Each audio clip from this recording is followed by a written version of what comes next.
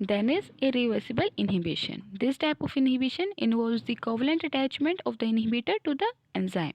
यानी कि inhibitor जो है वो enzyme के साथ covalent bond की help से attach हो जाता है. The catalytic activity of enzyme is completely lost. Inhibitor का covalent bonds के through जो है enzyme के जुड़ने की वजह से अब इस enzyme की catalytic जो activity है वो completely lost हो जाती है. It can be restored only by synthesizing molecules. Examples हैं अब इसके irreversible inhibition के, जो aspirin which targets and covalently modifies a key enzyme involved in inflammation is an irreversible inhibitor.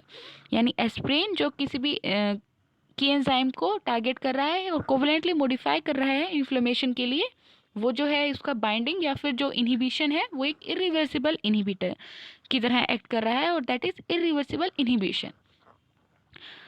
Then is suicide inhibition. It is an unusual type of irreversible inhibition where the enzyme converts the inhibitor into a reactive form in its active site. ये एक unusual type है irreversible inhibition की, जहाँ enzyme जो है inhibitor को एक reactive form में कन्वर्ट कर देगा उसकी एक्टिव साइट्स के लिए. अब है activation. Activation is defined as the conversion of an inactive form of an enzyme to active form which processes the metabolic activity.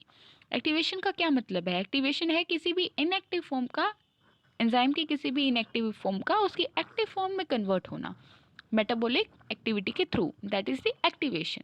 अब टाइप्स ऑफ एक्टिवेशन है. एक्टिवेशन बाय कोफैक्टर्स हो सकती है और conversion of an enzyme precursor हो सकता है. Then is activation by cofactors. Many enzymes are activated by cofactors. बहुत से एंजाइम हैं जो कोफैक्टर्स की हेल्प से एक्टिवेट होते हैं. एग्जाम्पल है जैसे DNA polymerase is a holoenzyme that catalyses the polymerisation of deoxyribonucleotide into a DNA strand. It uses magnesium ion for catalytic activity. DNA polymerase जो कि एक होलो एंजाइम है, ये डीऑक्सीराइबोन्यूक्लियोटाइड की डीएनए स्ट्रैंड में polymerisation में help करता है, इस रिएक्शन को कैटेलाइज करता है और मैग्नीशियम आयन को अपनी कैटालिटिक एक्टिविटी के लिए यूज़ करता है. जो होर्स लीवर डिहाइड्रोजिनेज है ये जिंक आयन का यूज़ कर रहा है अपने एक्टिवेशन के लिए.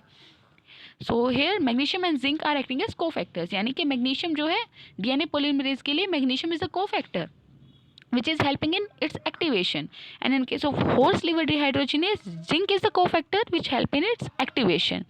Conversion of an enzyme precursor. Specific proteolysis is a common method of activating enzyme and other proteins in biological system. Example, the generation of trypsin from trypsinogen leads to the activation of other zymogens. इसका example ये दे रहा है कि किसी भी enzyme के conversion में conversion of an enzyme precursor, यानी किसी भी एंजाइम प्रिकर्सर के कन्वर्जन से क्या क्या जो है इफेक्ट्स हो सकते हैं. यानी कि इसने बताया जैसे अगर हम ट्रिप्सिनोजन से ट्रिप्सिन बना रहे हैं, जनरेट कर रहे हैं, तो इस एक पर्टिकुलर सिर्फ ट्रिप्सिन बनने की वजह से जो है बहुत सारे ज़ाइमोजन का एक्टिवेशन हो रहा है. इसने शो किया है नीचे डायग्राम में. इसने बताया कि एंटेरोपेप्टाइडेज की हेल्प से ट्रिप्सिन जो है ट्रिप्सिनोजन जो है ट्रिप्सिन में कन्वर्ट हो रहा है. Now this trypsin helps in the activation of so many zymogens. Example, chymotrypsinogen को इसने chymotrypsin में कन्वर्ट किया, एंड प्रोइलास्टेज को इलास्टेज में कन्वर्ट करा है, प्रो कार्बोक्सीपेप्टाइडेज को कार्बोक्सीपेप्टाइडेज में कन्वर्ट किया एंड प्रोलाइपेज को लाइपेज में. तो इसने वही बताया कि सिर्फ ट्रिप्सिनोजन से ट्रिप्सिन के बनना जो है that leads to activation of other zymogens. Then is enzyme specificity. Enzymes are highly specific in nature, interacting with one or few substrate and catalyzing only one type of chemical reaction. What do you mean by highly specific? Highly specific मतलब वो सिर्फ किसी एक particular substrate या फिर एक से या मतलब वेरी फ्यू सबस्ट्रेट के साथ ही किसी रिएक्शन को करेंगे. दे आर स्पेसिफिक कि वो किसके साथ बॉन्ड बना रहे हैं, बाइंड हो रहे हैं. ऐसा नहीं है कि वो किसी के साथ भी बाइंड हो जाएंगे. They are specific with the molecule with which they are binding. तो substrate specificity is due to complete fitting of active site and substrate. अब ये स्पेसिफिसिटी है क्यों, कैसे है, इसका कारण क्या है कि जो कंप्लीट फिटिंग हो रही है, एक्टिव साइट और सबस्ट्रेट जो है एक दूसरे के लिए इस अकॉर्डिंग बने हैं कि वो एक दूसरे के साथ जब बाइंड करेंगे they will be completely fitted. So that is a specificity. An example, oxidoreductase do not catalyze hydrolase reactions and hydrolase do not catalyze reaction involving oxidation and reduction. ये एग्जांपल देता है जो ऑक्सीडो रिडक्टेज एंजाइम्स होंगे यानी जो oxidation reduction कोज करते हैं, ये किसी भी हाइड्रोलेज रिएक्शंस को कैटेलाइज नहीं करेंगे. लेकिन और सिमिलरली वाइस वर्सा, यानी कोई भी अगर हाइड्रोलेज एंजाइम की रिएक्शन है तो वो ऑक्सीडेशन और रिडक्शन के जो है उसको कैटेलाइज नहीं कर सकती. They are specific with the molecule which they are binding, and they are specific with the reactions which they are performing. Then there are the types of, what are the types of enzyme specificity? It can be bond specificity, group specificity, absolute specificity, optical or stereo specificity, and dual specificity. One by one we will discuss these types of specificity. Firstly, it's bond specificity. In this type, enzyme acts on substrates that are similar in structure and contain the same type of bond. यानी इस type of specificity में enzyme जो है वो ऐसे substrates पे act करेंगे जो स्ट्रक्चर में उनके कुछ सिमिलर हैं और जिनके पास सिमिलर टाइप ऑफ बॉन्ड है एज दैट ऑफ एंजाइम. इसका एग्जांपल है amylase which acts on alpha 1,4 glycosidic bond in starch, dextrin and glycogen show bond specificity. Amylase जो है जो अल्फा 1,4 ग्लाइकोसिडिक बॉन्ड पे एक्ट करता है स्टार्च, डेक्स्ट्रिन या ग्लाइकोजन के, वो बॉन्ड स्पेसिफिसिटी शो करता है. Group specificity. In this type of specificity, the enzyme is specific not only to the type of bond but also to the structure surrounding it. अब इस specificity में ना सिर्फ बॉन्ड, ना सिर्फ टाइप ऑफ बॉन्ड पे, बल्कि वो उसके स्ट्रक्चर जो उस बॉन्ड को सराउंड करते हैं उनके लिए भी जो है एंजाइम स्पेसिफिक हो जाता है. एग्जाम्पल है pepsin is an endopeptidase enzyme that hydrolyses central peptide bonds in which the amino group belongs to aromatic amino acids. Example phenylalanine, tyrosine and tryptophan.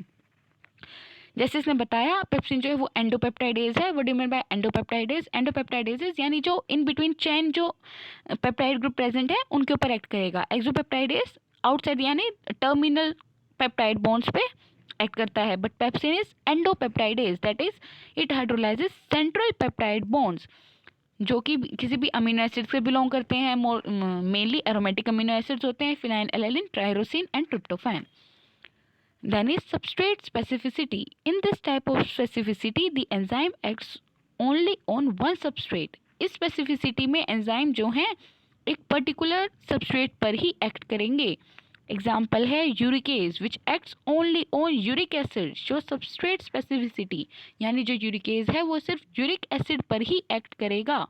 उसके अलावा अगर आप कुछ भी लेते हो तो यूरिकेज का वहाँ ना तो कोई रोल होगा ना वो वहाँ एक्ट करेगा. That is uricase is specific for uric acid तो it show substrate specificity. Maltase which acts only on maltose show substrate specificity. Similarly, we can say lactase, it only acts on lactose. So these are substrate specific enzymes. These are showing substrate specificity. Then is optical stereo specificity.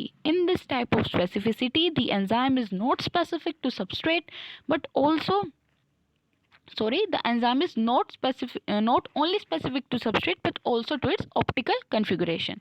There is some typing mistake here, I guess.